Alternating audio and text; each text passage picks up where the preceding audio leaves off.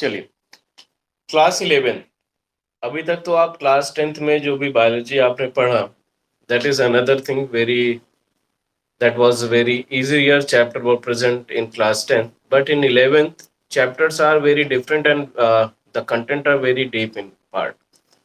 तो जिसके लिए पर डे अगर आपने क्लास ली है, क्लास अटेंड कर रहे हो, और उसके बाद आपका पर्टिकुलर जो चैप्टर का कंटेंट है, एक बार आप घर पे जाके घर पे ही आप लोग अपने बुक के कंटेंट को एक बार प्रेफर करेंगे। और 10th में था तो एक दिन आप मिस कर दिए क्लास, अगले दिन आप उसको फिर से रिकवर कर लेते थे। लेकिन पर्टिकुलर आपका 11th या 12th स्टैंडर्ड में ये होता है कि अगर आपने एक दिन क्लास मिस की तो अगले दिन का कंटेंट आपको नहीं समझ में आएगा। उसका रीजन क्या होता है कि आपके जो क्लासेस रहती हैं वो टॉपिक वाइज रहती हैं, एक टॉपिक आने वाले टॉपिक से रिलेटेड रहता है। तो इसका ध्यान दीजिएगा कि आपकी जो क्लासेस हो वो आपसे मिस ना हो, ठीक है। और अगली चीज, आपने माइंड में कुछ सेट किया होगा कि अब हम 11th में बायो ले रहे हैं तो आगे चल के हमारा जो एम होगा वो नीट के लिए होगा या मेडिकल लाइन में जाने के लिए होगा। तो चीज़ों को उसी के अकॉर्डिंग एप्लीकेशन वाइज पढ़िए कि जिससे आपको आने वाले टाइम में प्रॉब्लम ना हो। तो चलिए स्टार्ट करते हैं आपका पहला चैप्टर क्लास 11th का, बिना टाइम खराब किए। तो चैप्टर नेम है आपका लिविंग वर्ल्ड। लिविंग वर्ल्ड में सबसे पहले आप जानिए कि लाइफ क्या होता है।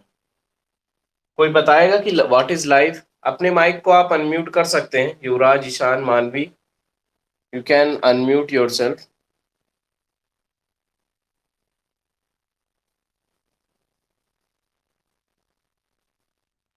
हाँ, तो बताइए लाइफ क्या होता है।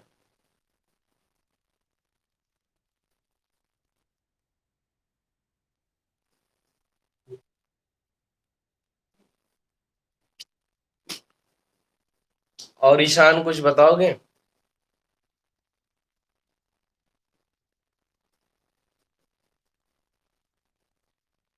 ईशान, देखिए, लाइफ के बारे में बात करें, आप लोग अपना माइक अनम्यूट किए रहिए, क्योंकि जिससे हम लोग दो ही स्टूडेंट हैं तो हम लोग बात करते रहें कि टॉपिक्स में क्या क्या चीजें। देखिए, लाइफ एक इमॉर्टल थिंग्स है। It means we can not touch the things which are going on. जैसे हम अपने कहते हैं कि हमारी लाइफ अच्छी चल रही है, हमारी लाइफ खराब चल रही है, हमारी लाइफ में ये चेंजेस आए, हमारी लाइफ में ऐसी प्रॉब्लम्स आई, लेकिन क्या हम इस लाइफ की थिंग्स को टच कर सकते हैं? जैसे हमें कोई खुशी मिल रही है, चलो भाई हम 10th पास हो गए, हम उस लाइफ के पार्ट को टच कर सकते हैं? बोलिए हाँ या ना। नहीं टच कर सकते। उसका रीजन क्या है? द रीजन बिहाइंड लाइफ एक इमॉर्टल थिंग्स है। The thing is going on और while performing our metabolic activity. यानी जब हम मेटाबॉलिक एक्टिविटी को परफॉर्म कर रहे हैं, उसी ग्रुप ऑफ मेटाबॉलिक एक्टिविटी ही क्या कहलाती है? लाइफ कहलाती है।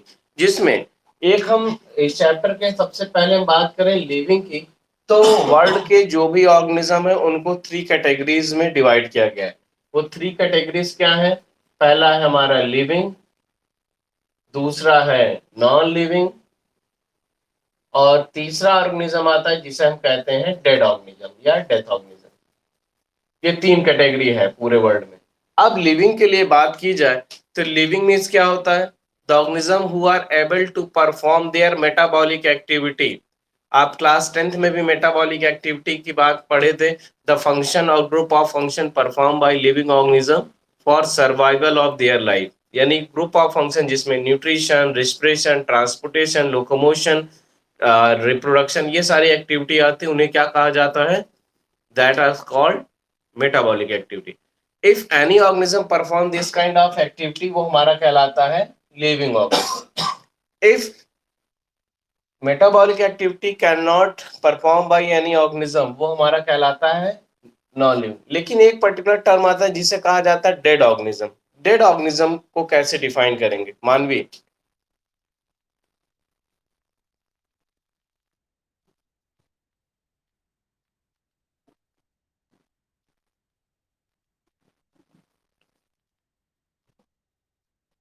हाँ हाँ, बताया जा सकता है दूसरे टर्म में, the organism who were able to perform metabolic activity in ancient time but no longer now. यानी अब उससे ज्यादा वो परफॉर्म नहीं कर सकते। On that case they are called dead organism. जैसे इस समय देख रहे हो कि बहुत सारे लोग कोविड से छिटक रहे हैं, ठीक, मरते जा रहे हैं, मरते जा रहे हैं। अब ऐसी कंडीशन में हमारे लिए क्या है कि हम अपनी लाइफ को सरवाइव कर सकें। सर्वाइवल की बात आती तो हमारी बॉडी में ऑक्सीजन की प्रॉपर अवेलेबिलिटी हो, उसके साथ साथ ग्लूकोज हो, या हम न्यूट्रिशन परफॉर्म कर सकें, तो हम क्या है, लिविंग है। लेकिन फ्यूचर में आने वाले टाइम में जब 200 साल हो जाएगा, तो हम आप भी क्या हो जाएंगे, डेथ ऑर्गेनिज्म हो जाएंगे। यानी इसका मतलब है कि एंशियंट टाइम में या पास्ट टाइम में हम अपनी लिविंग एक्टिविटी को क्या करते थे, परफॉर्म करते थे, बट अब उसको परफॉर्म नहीं कर पा रहे हैं। That's why the person become dead organism. अब इसके बाद अगर लिविंग वर्ल्ड की बात करें, तो लिविंग वर्ल्ड में हमारे कौन कौन से ग्रुप ऑफ ऑर्गेनिज्म आ सकते हैं, जिसमें सबसे पहले हमारा आता है माइक्रो ऑर्गेनिज्म। बेटा आप लोग को नोट्स हम इस टीचमेंट ऐप पे, स्टडी मटेरियल पे अवेलेबल करा देंगे। अगर आपने देखा हो टीचमेंट ऐप पे, स्टडी मटेरियल के बगल में आपका वीडियो भी अवेलेबल है। अगर आप कभी कुछ चीज मिस करेंगे तो आपको वीडियो भी मिलेगा, और उसके साथ साथ लाइव वीडियो भी अवेलेबल रहेगा, जिसको आप देख सकते हैं। ठीक है, यानी जो आपकी क्लास अभी हो रही है, इसको हम रिकॉर्ड भी कर दे रहे हैं, जिसके हेल्प से आप कभी भी क्लास छूटने के बाद आप उसको देख लेंगे। तो सबसे पहले हमारा लिविंग वर्ल्ड में आएगा माइक्रो ऑर्गेनिज्म, फिर मैक्रो ऑर्गेनिज्म,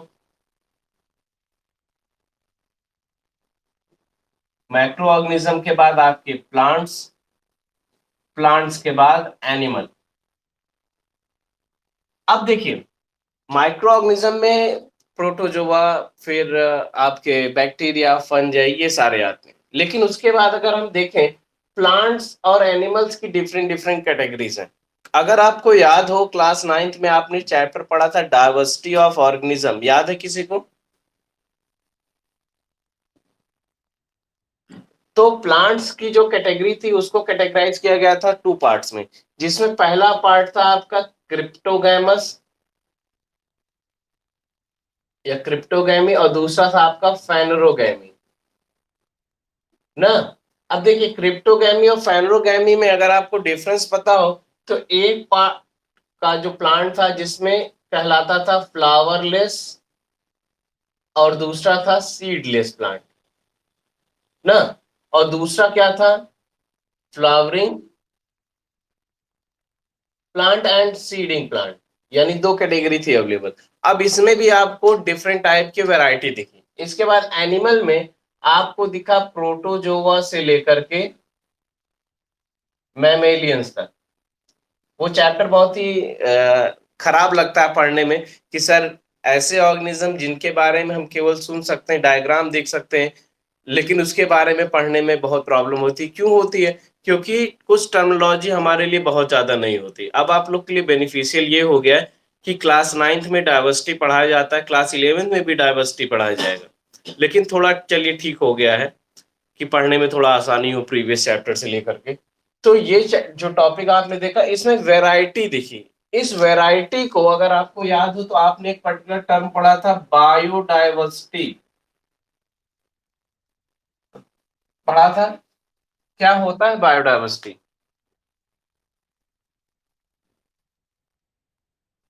हम्म देखिए, इसको बायोडाइवर्सिटी को 2 पार्ट में तोड़ लीजिए। देखिए, हम जब भी पढ़ाते तो आपको कहते हैं ना, ऑपरेशन करना सीखो, डेफिनेशन बन जाएगी। इसका जो टर्म है वो बना है bio plus diverse. Bio means होता है लिविंग, और डाइवर्स मीन्स होता है various. It means various forms of life present on the earth is known as biodiversity. अब बायोडाइवर्सिटी मीन्स हो गया कि various forms of life present on the earth, वो कहलाए बायोडाइवर्सिटी। लेकिन अगर हम बायोडाइवर्सिटी में बात करें, तो केवल क्या प्लांट ही वेरियस फॉर्म में है? अब इसको हम थोड़ा और स्टार्टिंग में ले चलते हैं। जब हम ओरिजिन ऑफ अर्थ पढ़ते हैं, जिसमें बिग बैंग थ्योरी पढ़ते हैं, तो बिग बैंग थ्योरी का मतलब क्या था? अब आपने ये पढ़ा होगा कि पर्टिकुलर सन था, सन कुछ पार्ट ब्रेक किया, तो डिफरेंट डिफरेंट हमारे प्लैनेट्स का फॉर्मेशन हो गया, जो एक पर्टिकुलर ग्रेविटी के कारण एक जगह फिक्स हो गए और रिवॉल्विंग मूवमेंट करने लगे।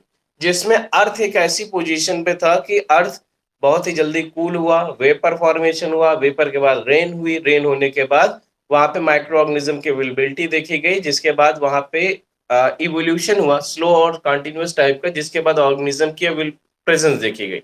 अब जब ये प्रेजेंस देखी गई तो ये ऑर्गेनिज्म अर्थ पे ही सबसे ज्यादा डेवलप मिले। क्यों? क्योंकि यहाँ पे गैसियस जो फेजेस थे, जिसमें oxygen, nitrogen, carbon dioxide, sulphur dioxide, ये प्रॉपर अमाउंट में अवेलेबल थे।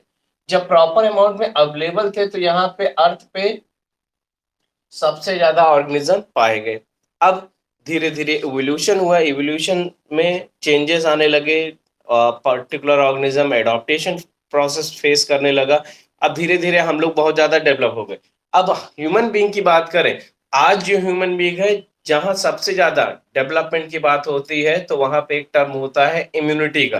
कहा जाता है the person who having great immunity, that kind of organism only can survive on the earth and the rest of organism will die, जो कि हम लोग अपने सराउंडिंग में देख रहे हैं। But what about other animal? क्या कभी हमने किसी अदर एनिमल के रेफरेंस में सोचा है इसको? बताइए बेटा। What about cow, what about dog, what about mice and other organism? क्या हमने कभी सोचा कि the disease which is going to spread in our surrounding, that can be easily captured by that kind of organism, यानी गाय, भैंस, कुत्ता, बिल्ली, सुअर, ये सारे ऑर्गेनिज्म को ये सारी डिजीज क्यों नहीं हो रही?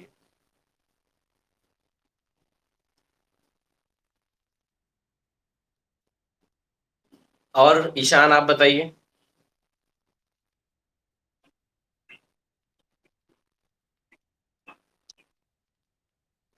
अच्छा, एक चीज और सोचिए, immunity system is another thing, but temperature is a major thing in our body. Temperature की अगर हम बात करें, what is the maximum temperature occur in our body? कितना मैक्सिमम टेम्परेचर हमारी बॉडी का हो सकता है?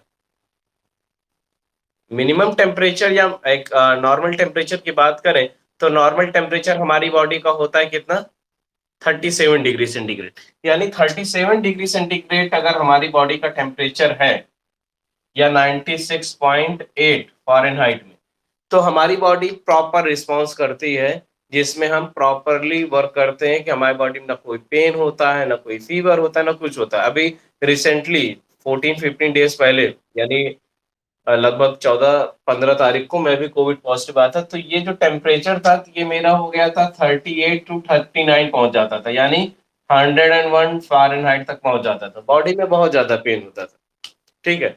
उस कंडीशन में क्या होता था कि बस हर 4 घंटे में दवा खाओ, ठीक हो जाओ। लेकिन अगर हम एनिमल की बात करें, तो जैसे हम कुत्ते के टेम्परेचर की बात करें, यानी डॉग के टेम्परेचर की बात, डॉग की बॉडी का जो टेम्परेचर होता है वो 44 से लेकर के 48 डिग्री सेंटीग्रेड के बीच होता है। अब ऐसी कंडीशन में, यानी जो टेम्परेचर है, जो पर्टिकुलर कोविड वायरस की हम लोग बात करते हैं, तो उसका जो इंक्यूबेशन टाइम है, यानी सर्वाइवल का टेम्परेचर, वो 39-40 डिग्री सेंटीग्रेड तक है, 40-41 तक। इसके बाद ह्यूमन बीइंग ही सर्वाइव नहीं करता है। ये भी टेम्परेचर का जो वैरायटी है, जिसके कारण से एनिमल्स को डिजीज ये नहीं हो पा रही। और सुनिएगा, चिकन का नाम सुनोगे, यानी मुर्गी मुर्गा का नाम सुने होगे। इनकी बॉडी का टेम्परेचर हमारी बॉडी के टेम्परेचर से 10 डिग्री एबव रहता है। अगर आप कभी मुर्गी या किसी hen को, चिकन को आप टच कीजिए, तो उनकी बॉडी का टेम्परेचर हमेशा वार्म दिखेगा। अब इस वार्म टेम्परेचर के कारण उनको हमारी डिजीज नहीं हो सकती, लेकिन उनकी बॉडी में होने वाली डिजीज ह्यूमन बॉडी को इजीली कैप्चर हो सकती है। जैसे आपने सुना होगा कि स्वाइन फ्लू हो गया, या पर्टिकुलर चिकनगुनिया हो गया, या कोई भी एनिमल डिजीज ह्यूमन बॉडी को हो सकती है। क्यों? क्योंकि मैक्सिमम टेम्परेचर में होने वाली डिजीज मिनिमम टेम्परेचर पे इजिली क्या कर सकती है? सफर कर सकती है। लेकिन मिनिमम टेम्परेचर पे होने वाली डिजीज मैक्सिमम टेम्परेचर पे जाके क्या हो जाती है? एंड हो जाती है। यानी अगर किसी ह्यूमन बीइंग को कोविड हुआ है, सफर कर रहा है, तो अगर उसकी बॉडी का टेम्परेचर 44 को क्रॉस कर जाता है तो इजिली सर्वाइव कर जाएगा। लेकिन 44 डिग्री टेम्परेचर आने के बाद ह्यूमन बॉडी ही नहीं सफर करती। क्यों? क्योंकि बॉडी में प्रोटीन डीनेचुरेशन स्टार्ट होगा। जब प्रोटीन डीनेचुरेशन होगा तो ऑर्गेनिज्म क्या हो जाएगा? उसकी बॉडी में एनर्जी अवेलेबल नहीं रहेगी। ये तो थी बात हमारे पर्टिकुलर बायोडाइवर्सिटी की। लेकिन जिसमें हम कुछ टॉपिक और बात करेंगे, जिसमें एक पर्टिकुलर टॉपिक आता है मेगा बायोडाइवर्सिटी सेंटर। देखिए, आपने पढ़ा होगा क्लास 9th में ट्रॉपिक ऑफ कैंसर से लेकर के ट्रॉपिक ऑफ कैप्रिकॉर्न, ये जो पर्टिकुलर एरिया होता है, they are having a great amount of organism. एक मिनट बेटा। हेलो।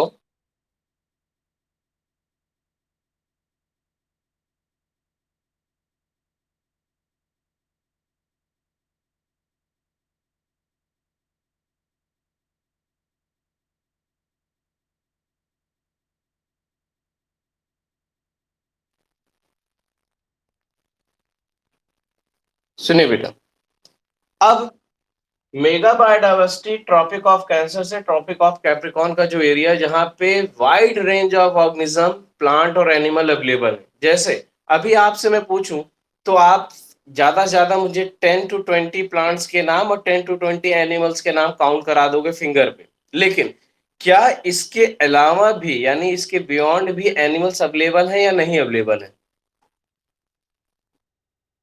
जैसे बिल्कुल है। जैसे हम अपने आस पड़ोस के 10 से 12 बच्चों का नाम जानते हैं जिनसे हम फैमिलियर है, लेकिन मुझसे अगर पूछा जाए कि अपने नेबरहुड के 10-12 लोगों का नाम बताइए, मैं नहीं बता पाऊंगा। क्यों नहीं बता पाऊंगा? क्योंकि हमारी जो पर्टिकुलर उनके साथ उठने बैठने का या उनसे मेल मिलाप का जो टाइम है, वो बिल्कुल भी अवेलेबल नहीं। मैं अपने घर के अंदर बंद हूँ, अपने घर में है या कहीं बाहर घूम रहे हैं। इसी तरह वर्ल्ड के जितने भी ऑर्गेनिज्म हैं, उनको पढ़ पाना आसान है, लेकिन सभी का नाम याद रखना मुश्किल है। इसीलिए कंप्यूटर टेक्नोलॉजी या पर्टिकुलर क्लासिफिकेशन का यूज किया गया। अब सुनिए, वर्ल्ड में देखा गया था कि 10 मिलियन ऑर्गेनिज्म है, 10 मिलियन टाइप के। ठीक, लेकिन जिसमें से केवल 1/3, यानी उस 10 मिलियन का 1/3, अगर इसका 1/3 हम निकालें तो आएगा 6.33 मिलियन, सॉरी 3.33 मिलियन। यही 3.33 मिलियन ऑर्गेनिज्म ही नोन है रेस्ट ऑफ, यानी नियर अबाउट 6.37 मिलियन ऑर्गेनिज्म आज भी अननोन है, जो आपके लिए अभी भी सेफ रखा गया कि आप लोग जब साइंटिस्ट बनेंगे तो उसको रिसर्च करके उनका नेमिंग करेंगे। धीरे धीरे ऑर्गेनिज्म धीरे धीरे बढ़ते जा रहा है, जिसमें माइक्रो ऑर्गेनिज्म भी एक्सेसिव अमाउंट में। अब 3.33 मिलियन ऑर्गेनिज्म को, जिनको मेगा बायोडायवर्सिटी सेंटर में रखा गया, इनकी अवेलेबिलिटी देखी गई। अब इनके स्टडी के लिए सबसे ज्यादा प्रॉब्लम आई। जैसे हमारे घर में, जैसे आप लोग अपने मम्मी पापा के बच्चे हो, तो आपके मम्मी पापा आपका क्या कर दिए, कहें हमारा बड़का वाला लड़का है, ये हमारा छुटकवा बच्चा है, ये हमारा मझिलका बच्चा है, ये तीसरे नंबर पे, दूसरे नंबर पे। हम ऐसे तो याद कर लेते हैं, लेकिन अगर किसी ऑर्गेनिज्म के 3.33 मिलियन बच्चे हो तो उनके लिए क्या करना पड़ेगा? सोचिए। व्हाट अबाउट दैट, क्या करेंगे? वेरी गुड, क्लासिफिकेशन करेंगे। हाँ, देखिए क्लासिफिकेशन का जो प्रोसेस आया, जिसको आर्नेस्ट हेकल, कार्ल रूज और आर विटेकर, तीन साइंटिस्ट थे। आर्नेस्ट हेकल, कार्ल वूज और आर विटेकर, इन्होंने जो क्लासिफिकेशन का बेस दिया। क्लासिफिकेशन का मीन्स है क्या चीज?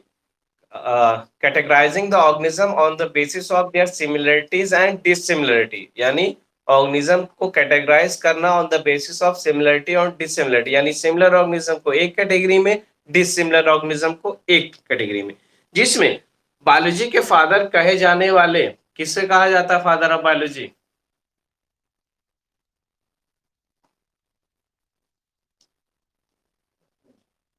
बताइए बेटा।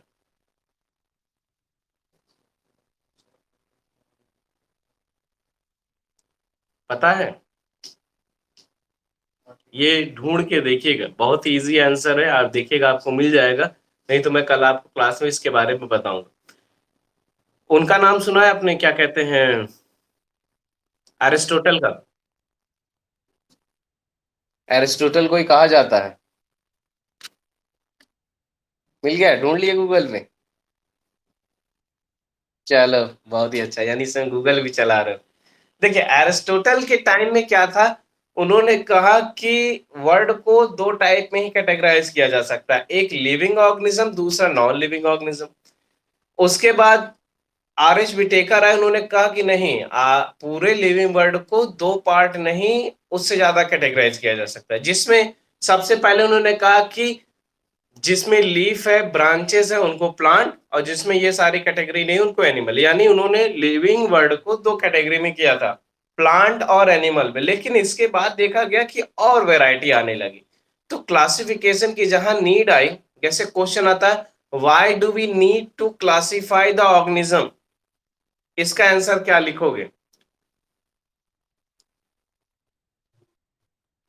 Because we have a various kind of organism in our earth, that's why we need to classify organism on the basis of their similarities and dissimilarity. अब जब इतनी सारी वेराइटी थी ऑर्गेनिज्म को, तो क्लासिफाई करने के लिए 3 साइंटिस्ट, जिसमें Ernst Haeckel, Carl Woese, R Whittaker, ये जो साइंटिस्ट थे, इन्होंने पर्टिकुलर लिविंग वर्ड को 5 वे क्लासिफिकेशन में कन्वर्ट कर दिया। आर.एच. विटेकर का 5 वे क्लासिफिकेशन होम एग्जाम में और उसके साथ साथ कॉम्पिटिटिव एग्जाम में पूछा जाता है, who gave 5 way classification. Contribution तो तीनों का था, लेकिन जैसे मेन मैनेजर होते हैं ना, तो मैनेजर थे इनके कौन? R Whittaker. ठीक, तो आर विटेकर का नाम ज्यादा पूछा जाता है। इन्होंने कैटेगराइज क्या किया? सबसे पहले मोनेरा, प्रोटिस्टा,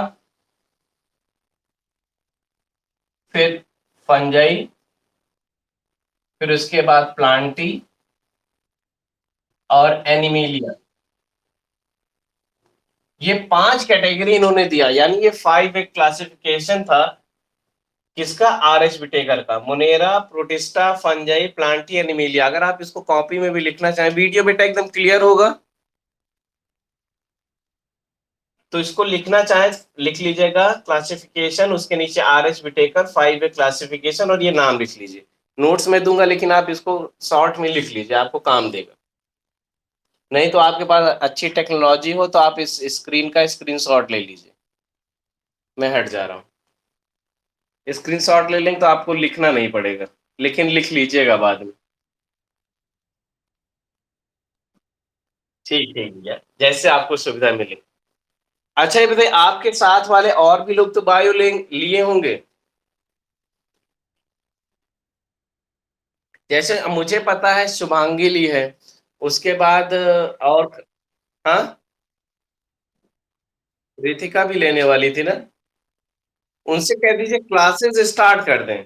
देखिए, क्लासेस स्टार्ट करने से बेनिफिट होगा कि आप लोग जब स्कूल ओपन होगा, तो आपके पास देखिए ऑनलाइन क्लासेस स्कूल की बंद हो गई हैं, पेपर स्कूल लेता ही है। और उसके साथ साथ नुकसान क्या होता है, मैं आपको बता दूं। इसमें मेरा कोई बहुत ज्यादा फायदा नहीं है, क्योंकि मुझे भी आपको पढ़ाने के लिए सुबह उठना पड़ेगा 10 बजे। ठीक, डेली उठना पड़ेगा, क्योंकि 10th में क्या था, 2 दिन आते थे, फ्राइडे सैटरडे इनफ था। लेकिन क्लास 11 के चैप्टर को कंप्लीट करने के लिए रेगुलर क्लास जरूरी है, पर डे क्लास, वो भी 40-45 मिनट 1 घंटे की हो जाए, वो भी अच्छी है। अब सुनिएगा, अब अगर ये डेली नहीं पढ़ेंगे या क्लास नहीं लेंगे, तो उनके साथ प्रॉब्लम ये आएगी कि पुराने टॉपिक्स छूटते जाएंगे। और यहाँ पे चैप्टर बहुत छोटे हैं। एनसीईआरटी की बुक अगर आपके पास हो, या एनसीईआरटी ऐप आपने डाउनलोड किया, उसमें देखा होगा कंटेंट बहुत छोटे छोटे, देखा होगा ना? वैसे आज मैंने एक चैप्टर बुक का अपलोड कर दिया आपके ग्रुप में, या एक पर्टिकुलर क्लास ग्रुप बना देंगे, तो आप लोग उनसे बात कीजिए, जो भी पढ़ना चाह रहे हैं तो स्टार्ट कर दें क्लास। बाकी किसी बात की टेंशन ना लें कि हम ये कहेंगे नहीं, जैसे आप स्टार्ट किए तुरंत पैसा दो। नहीं, ऐसा नहीं, वो पढ़ते रहें, एटलीस्ट उनका नुकसान ना हो। ठीक है। हम्म। नहीं, मजा करें, बिल्कुल करें, इतने टाइम पढ़ें, लेकिन ये जान लीजिए कि 10th आपका निकल गया, 11th भी निकल जाएगा। लेकिन ये जान लीजिए कि अगर आप कॉम्पिटिटिव एग्जाम देना चाह रहे हो, तो 11th का जो पोर्शन है बहुत ज्यादा इंपॉर्टेंट है, क्योंकि 11th जो है वो 12th से टफ है। ये भी बता दें, 9th की बायोलॉजी आपने पढ़ा था, टफ था थोड़ा, सब सही था, लेकिन 11th जो है वो टफ रहता है, 12th इजी है। 12th केवल बायोटेक्नोलॉजी पे डिपेंड है, ह्यूमन रिप्रोडक्शन, प्लांट रिप्रोडक्शन, जो आपने क्लास 10 में पढ़ा है। लेकिन अभी देखिए कि जनरली जो क्वेश्चंस आएंगे नीट में, अगर आप देखिएगा किसी ऑनलाइन पेपर डाउनलोड करके, 11th का पोर्शन बहुत दिया जाता है और 11th लोग पढ़ते नहीं, वहीं गड़बड़ हो जाता है। 12th में आप जनरली सेल्फ स्टडी से भी अचीव कर सकते हो मार्क्स अच्छे, लेकिन आपको अगर नीट का या कंपटीशन देने का सोच लिए हो तो उसके लिए 11th को अच्छे से प्रिपेयर होना चाहिए। चलिए स्टार्ट करते हैं इसी टॉपिक। तो 5A क्लासिफिकेशन दिया था आर एच विटेकर ने। आर एच विटेकर ने जब इसको एनिम लिविंग वर्ड को 5A में कैटेगराइज किया, जिसमें Monera, protista, fungi, Plantae, Animalia दिया। मोनेरा जो कि सबसे सिंगल, मोनेरा का टर्म होता मोनोज से, मोनोज मीन्स होता सिंगल, यानी इस मोनेरा में उन्होंने सारे सिंगल सेल्ड ऑर्गेनिज्म को रखा, यानी जितने भी प्रोकैरियोटिक ऑर्गेनिज्म थे उनको मोनेरा रखा। प्रोटिस्टा जहां पे सिंगल सेल यूकैरियोटिक को रखा। फिर फंजाई आए, प्लांटी और एनिमिलिया, डिफरेंट डिफरेंट कैटेगरी मिले। लेकिन इसी के साथ साथ जब हमारे यहाँ, जैसे कि आप लोग एक, जैसे ईशान अकेले अकेले बच्चे हो ना घर में, ईशान, मानवी आप, एक दो भाई बहन हैं। अब देखो भैया, जैसे आपके एक भाई, हम लोग तो चार भाई बहन हैं, यानी तीन बहनें, हम अकेले चार भाई। तो चार लोग जब पैदा होंगे तो चारों लोग का सबसे पहले अलग अलग क्या दिया जाएगा, नाम दिया जाएगा। तो यहाँ पे जो अगला टर्म आपका स्टार्ट होगा वो होगा नॉमेनक्लेचर का। क्या स्टार्ट होगा,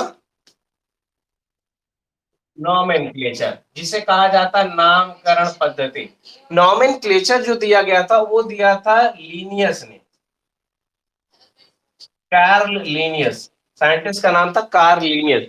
कार्ल लीनियस ने क्या कहा कि किसी भी ऑर्गेनिज्म का जब भी नाम होगा वो दो टाइप होगा। क्लास 9 में शायद ये चीज मैंने पढ़ा दिया था ऑलरेडी, कि एक ऑर्गेनिज्म का एक होगा लोकल नेम और दूसरा होगा साइंटिफिक नेम। लोकल नेम, जैसे आप अपने मोहल्ले में या कहीं भी देखते होगे, बिल्ली दिख जाती है, दिखती है, बिल्ली दिखने के बाद हम उसको दुनिया भर का नाम देते हैं, बिलार जाती है या बिल्ली जाती, बिल्ली खूब आवाज निकालते हैं दुनिया भर की, म्याऊं, या जो भी हमारे घर में उसको नाम दिया जाता है वो दिया जाता है। उसके बाद अब वैसे जनरली अगर हम स्कूल में, यानी अगर आपके संस्कार ग्लोबल स्कूल में बिल्ली दिख जाए, आप क्या कहोगे, cat is moving on, move from here, फ्लू हो गई, या कुछ भी बोल देंगे। अब आप जानिए कि आप लोग मार्केट जाते होंगे, आपके मम्मी पापा मार्केट जाते होंगे या सुपर मार्केट आप लोग जाते होंगे, बिग बाजार, मॉल या कोई भी। तो मॉल जाने के बाद वहां सामान लेने के बाद आप वहां पे क्या मांगते हो, हाँ सामान जो ले लेते, यानी आपने सपोज करो कि पांच छह तो कपड़ा ले लिया, तो उसके बाद कहोगे सर कैरी बैग दे दीजिए, कहते हो ना, कैरी बैग मांगते हो ना कि सर इसको कैरी बैग में रख दीजिए। और वहीं अगर आपके मांगते होगे ना, अगर वहीं आपके घर वाले कह दिए ए भैया झोला दे दे अखी, तो शर्म आ जाती है। कहेंगे "हैं, देखो झोला बोल रहे हैं, कैरी बैग बोलिए, पॉलिथीन बैग बोलिए, या कुछ भी कह दिए, इसको उसमें बैग में रख के दीजिए। क्योंकि हमको लगता है कि लोकल नेम जो होता है ना हमको थोड़ा शर्म दे देता है, लेकिन शर्म नहीं देता है, हमको वो झोला देता है। ठीक है, तो यानी झोला एक क्या है, एक लोकल नेम है। लेकिन अगर उसको हम अमेरिका जाएं, यानी आप लोग बड़े हो जाओ तो नौकरी वोकरी पा जाओ अमेरिका में, अमेरिका में जाओगे तो वहां क्या मांगोगे, sir can you give me a carry bag, वहां देने कहोगे ए भैया कैन यू गिव मी झोला, झोला कहोगे तो कहेगा what do you mean by झोला, कहेगा ना। यानी लोकल नेम जो होता है आपके लोकल सराउंडिंग में वर्क करता है, बाहर नहीं। अब एक जो साइंटिफिक नेम है जिसको वर्ल्ड वाइड जाना गया है, जैसे हम ह्यूमन बीइंग की बात करें तो ह्यूमन बीइंग का साइंटिफिक नेम है होमो सैपियंस ना। होमो सैपियंस का जो नेम है वो दो टर्म से मिलके बना हुआ है, एक आपका है स्पीसीज और दूसरा है जीनस। अगर आपको याद हो क्लासिफिकेशन की सबसे स्मॉलेस्ट यूनिट क्या थी, स्पीसीज, और सबसे बड़ी यूनिट क्या थी, किंगडम। यानी जब भी हम पढ़ते थे क्लासिफिकेशन को, तो उसमें लिखते थे किंगडम, फिर फाइलम,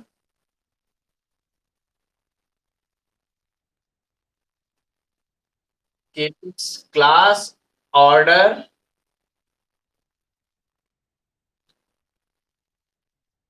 जीनस, स्पीसीज, यही रहता था।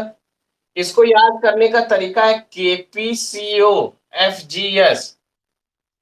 इसको याद रखने के लिए सीक्वेंस को केपीसीओ, कॉपी को टॉफी आती है ना, 1 रुपए की, उसी से याद रखिएगा कॉपी को एफजीएस।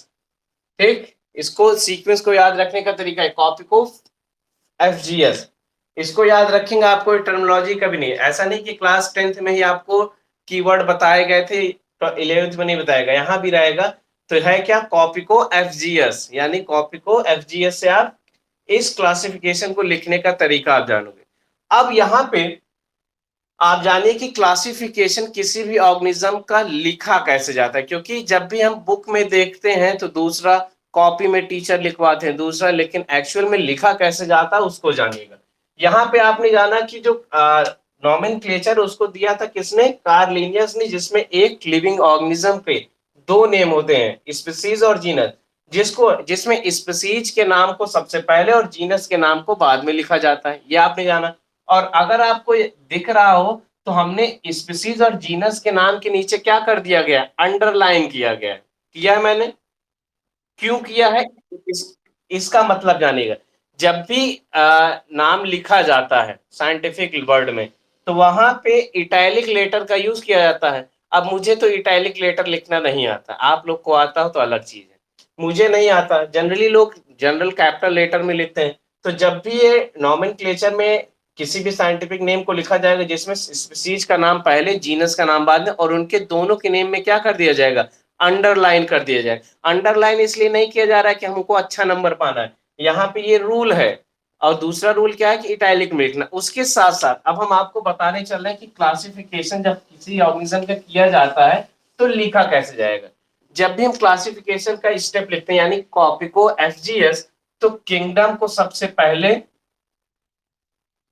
जिसके बाद डैश, उसके बाद एक लेटर छोड़ के, यानी इसको क्रॉस फॉर्म में लिखते हैं। यानी किंगडम के बाद फाइलम, फाइलम के बाद क्लास, क्लास के बाद ऑर्डर, ऑर्डर के बाद फैमिली, फैमिली के बाद जीनस, जीनस के बाद स्पीसीज। अब देखिए ये कैसा लिखा गया, क्रॉस फॉर्म में। यानी ऑर्गेनिज्म का जब आगे चल के सारी चीजें लिखी जाएंगी तो ये कैसे रहेगा, क्रॉस फॉर्म में रहेगा, कभी भी स्ट्रेट नहीं लिखा जाता है। क्योंकि जो पर्टिकुलर नॉमेनक्लेचर वहां पे दिया गया है कि you never write any kind of classification in a straight form, आपको हमेशा क्रॉस फॉर्म में लिखना। उसके साथ साथ लेटर कैसा होगा, इटैलिक होगा। क्योंकि आपको ये पता चल गया कि वेरियस फॉर्म्स ऑफ लाइफ है जिन्हें बायोडाइवर्सिटी कहा गया, उसमें 3 मिलियन ऑर्गेनिज्म है, 3.33, जिसको लिखने के लिए कभी भी हम नॉर्मल कंप्यूटेशनल टेक्नोलॉजी का यूज करेंगे, पेपर वर्क नहीं करेंगे। क्योंकि पेपर वर्क आज है कल खराब हो जाए। जैसे आपकी अभी हम क्लास 10th की नोट्स मांगे तो शायद दोनों में से कोई ना दे पाओ। क्लास 10th की नोट्स है आपके पास?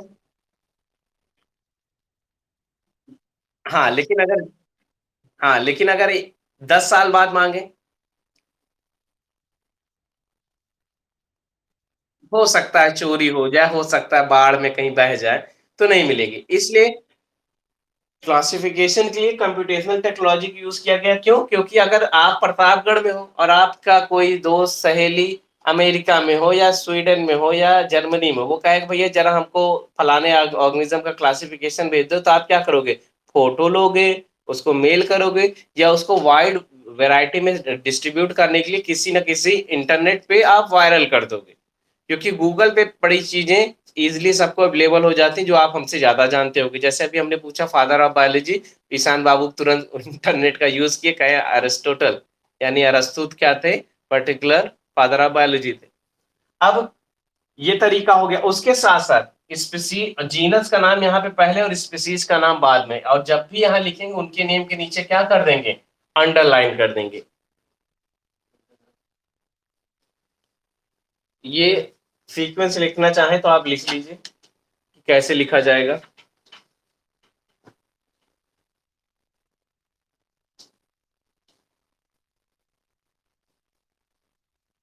लिख लीजिए, 1 मिनट का काम है।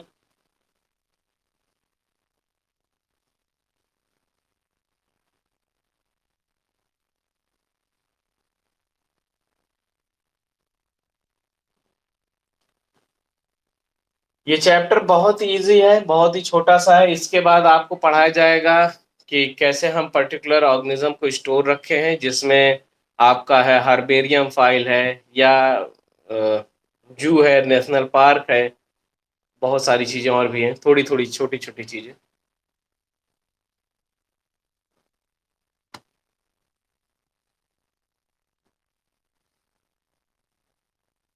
इरेज करें इसे, लिख लिए, आगे बढ़े।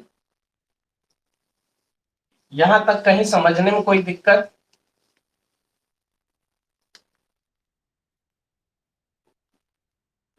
हम्म।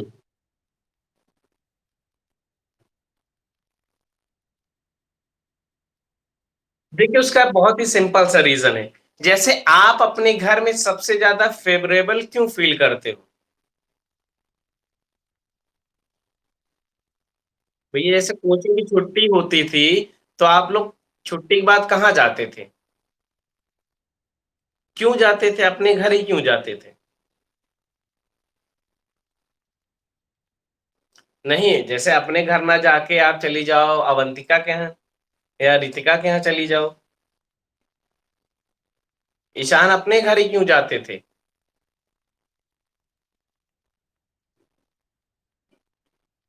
हाँ, आराम करते थे, उसके साथ साथ हमें सारी चीजें मिलती थी खाने पीने की।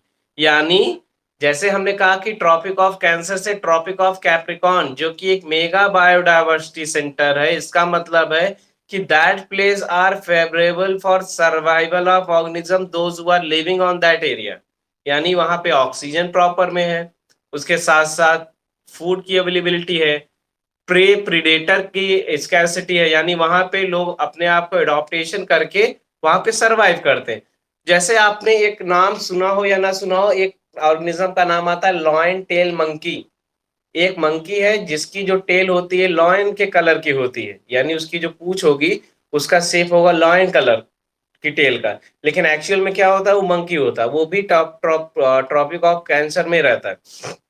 अब उनके लिए जब फेवरेबल प्लेस वो है तो वहां पे वो इजिली क्या करेंगे, सरवाइव करेंगे। जैसे हम लोग के लिए फेवरेबल प्लेस, एक सुटेबल प्लेस क्या है, हमारा घर है, जहां पे हम आराम से रह रहे हैं, आराम से खा रहे हैं, चौड़े होके रह रहे हैं ना।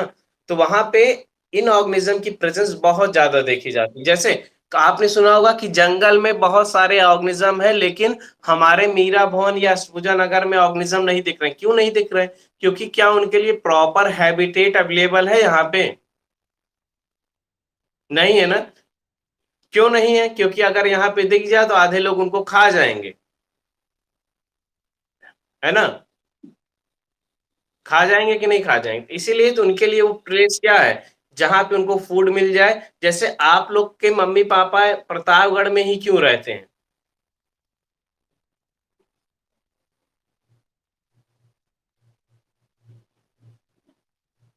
हाँ, यहाँ सेटल हो गए। उसी तरह ऑर्गेनिज्म भी अपने आप को वहां सेटल करता है जहां पे उसको फूड मिलता है। देखिए, एनिमल्स के लिए तो फूड है, प्लांट्स के लिए भी एक है कि हैबिटेट मिल जाए, लेकिन ह्यूमन बीइंग के लिए रहता है कि पैसा मिले और सारी लाइफ की जो सुख सुविधाएं हैं वो मिलती रहे, वहां वो लोग क्या करेंगे, सेटल हो जाएंगे ना। अदरवाइज वो कहीं पे जाके सेटल नहीं होते, तो वही उनका फेवरेबल प्लेस होता है। अब आगे चलते हैं। तो ये आपने जान लिया क्लासिफिकेशन के बारे में, कैसे लिखना है। अब देखिए, इसके साथ साथ ये तो था आपका बाई नॉमेनक्लेचर, जहां पे स्पीसीज और जीनस था। ये देखा आपने, स्पीसीज और जीनस जो था वो हमारा बाई नॉमेनक्लेचर था। इसके साथ साथ कुछ साइंटिस्ट ने ट्राई नॉमेनक्लेचर यानी तीन नाम पद्धति भी दिया था। यानी ट्राई नॉमेनक्लेचर में स्पीसीज, जीनस और उसके साथ साथ स्पीसीज था, जीनस था, और उसके साथ साथ एफ जी, और फैमिली का भी नाम ऐड किया गया। लेकिन ये जो ट्राइनोमेनक्लेचर था ये बहुत ज्यादा वाइडली एक्सेप्टेड नहीं था, क्योंकि उन्होंने सबने कहा कि species and genus are enough to identify any organism, इसलिए ट्राइनोमेनक्लेचर बहुत ज्यादा वाइडली एक्सेप्ट नहीं किया गया। अब इसके साथ साथ जब ये क्लासिफिकेशन किया गया तो अब देखा जाने लगा कि ऑर्गेनिज्म को कैसे हम स्टोर करके रखें, या वहां पे बात की जाने लगी कि how to conserve this kind of organism, जिसके लिए यानी लर्न करने के लिए बहुत सारे प्रोसेस आए, जिसमें एक प्रोसेस आया हर्बेरियम फाइल, फिर आया बॉटनिकल गार्डन, नेशनल पार्क, जू। अब इसमें हर्बेरियम और बॉटनिकल गार्डन आपके लिए न्यू है, लेकिन नेशनल पार्क और जू से आप क्या हो गए, फैमिलियर हो गए। हर्बेरियम क्या होती है, एक बायो के लिए, बायोलॉजी में बॉटनी के लिए फाइल होती है, जिसमें प्लांट्स को उनके पर्टिकुलर स्पीसीज के अकॉर्डिंग कैटेगराइज किया जाता है। यानी एक बड़ा सा पेज होता है जिसको दो पार्ट में डिवाइड किया जाता है। एक साइड उस प्लांट स्पीसीज के पार्ट को क्या कर दिया जाता है, टेप लगा के पेस्ट कर दिया जाता है, और दूसरे साइड उसका क्लासिफिकेशन और उसके कुछ जनरल कैरेक्टर को क्या कर दिया जाता है, लिख दिया जाता है। यानी फ्यूचर में जब भी कभी हमें चेक करना हो कि टमाटर कैसे दिखता है, तो टमाटर का पेड़ देख लेंगे, उसका क्लासिफिकेशन देख लेंगे, उसके कुछ जनरल कैरेक्टरिस्टिक्स देख लेंगे, जो कि एक ओल्ड टेक्नोलॉजी है, आज भी फॉलो की जाती है, जिसे कहा जाता है हर्बेरियम फाइल। ये किसके लिए होता है, प्लांट्स के लिए होता है। अब अगला आता है बॉटनिकल गार्डन। आपने रोज बॉटनिकल गार्डन चंडीगढ़ के बारे में सुना होगा,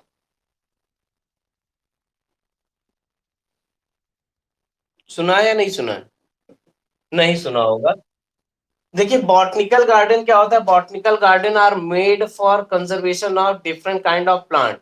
अब ये डिफरेंट काइंड के प्लांट के लिए बॉटनिकल गार्डन बनाया गया, जहां पे डिफरेंट प्लांट की वैरायटी को स्टोर कर दिया जाता है, कि लोग आएंगे, उनके बच्चे आएंगे, वो सारी चीजों को देखेंगे। उसके साथ साथ इस बॉटनिकल गार्डन में वहां पे कंजर्वेशन की भी बात होती है, यानी ऐसी प्लांट स्पीसीज जो कि मे बी एक्सटिंक्ट होने वाली हो, या तो एक्सटिंक्ट हो चुकी हो, उनको वहां पे लगाया जाता है कि लोग उससे आइडेंटिफाई कर सकें।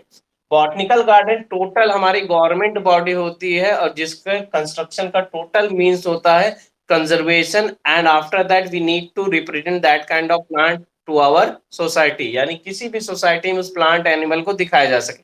जैसे हम लोग अपने घर में गार्डन लगाते हैं ना, उस गार्डन में ऐसा थोड़ी होता है घास लगा लिए, या कहीं से झमकोइया टमाटर या जंगली प्लांट लगाएंगे, क्या ऐसा प्लांट लगाते हैं हम अपने घर में? हम अपने घर में कौन सा प्लांट लगाएंगे, ऐसा प्लांट लगाएंगे जो कि कॉस्टली हो और नॉर्मली सबके यहाँ अवेलेबल ना हो। अब सबके यहाँ गुलाब या गेंदा ये लगा रहता है, अब ये वेराइटी हम बहुत कम लगाते हैं, हम सोचते हैं स्पेशल वेराइटी लगाएं कि हाँ पता लगे कि भैया फलाने अमीर हैं। यानी सोशल डेवलपमेंट के लिए हम कॉस्टली प्लांट को परचेज करते हैं, लगाते हैं, लेकिन बॉटनिकल गार्डन सारी वेराइटी को प्लांट को लगाता है, क्यों? उनके कंजर्वेशन के लिए। इसके बाद आते हैं नेशनल पार्क। नेशनल पार्क आपने क्लास 10 में पढ़ा था कि ऐसा प्लेस होता है जहां प्लांट और एनिमल दोनों कंजर्व किए जाते हैं। इनका बनाने का मतलब होता है कि हम नेचुरल हैबिटेट दे सकें प्लांट और एनिमल को सस्टेन करने के लिए। सस्टेनेबल डेवलपमेंट याद होगा, conservation of natural resources for future generation. तो नेशनल पार्क में प्लांट और एनिमल दोनों का कंजर्वेशन किया जाता है। लेकिन एक जो चौथा आपका है जू, जू क्या होता है? Zoo is the place where only animals are available by providing artificial environment. यानी जू में हम क्या करते हैं, एक आर्टिफिशियल प्लेस प्रोवाइड करते हैं एनिमल को सस्टेन कराने के लिए। ठीक, तो ये था आपका कौन सा, चैप्टर नंबर 1। अब इस चैप्टर नंबर 1 यानी जू का जो लास्ट टॉपिक है, इसके साथ साथ कुछ टॉपिक और भी हैं जिनको एक बार मुझे देखना पड़ेगा कि कुछ टॉपिक मिसिंग इस समय हमारे माइंड में लग रहे हैं, कुछ टॉपिक मिसिंग है, जिसके बाद हम अगले टॉपिक को कल हम फिर से स्टार्ट करेंगे। ठीक है मानवी, हम नोट्स अभी इसका ग्रुप में अपलोड कर देंगे, और अपने फ्रेंड्स को कहिए कि क्लास स्टार्ट कर दें, मजा करें, लेकिन 40-50 मिनट एक दिन पढ़ भी लें। ठीक है कोई, ठीक है, आप लोग तो जल्दी कन्विंस कर लोगे, क्योंकि मेरा कहना होगा कि अरे सर तो फोन कर रहे हैं पढ़ने के लिए, उनको पैसे की दिक्कत है, इसीलिए हमारा मेन ये मोटिव है कि आप भी पढ़ो तो आपके साथ वाले भी पढ़े। ठीक है, चलो फिर कल स्टार्ट करते हैं, ठीक है। Good bye.